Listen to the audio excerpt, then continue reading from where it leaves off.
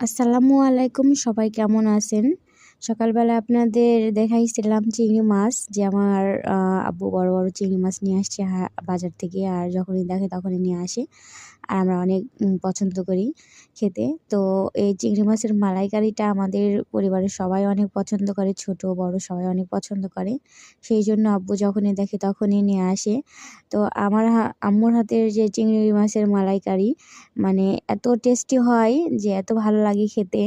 আমি খাওয়ার পরে মানে এই জিনিসটা আমার মুখে লেগেই থাকে, আমার এতটা ভালো লাগে।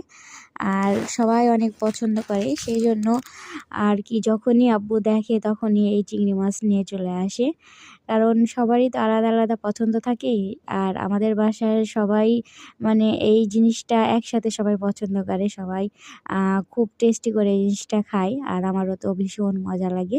আমার মতো কে কে এই চিংড়ি মাছের মালাইকারি পছন্দ করেন, কার কার এই চিংড়ি মাছের মালাইকারি প্রিয় আমাকে জানাবেন।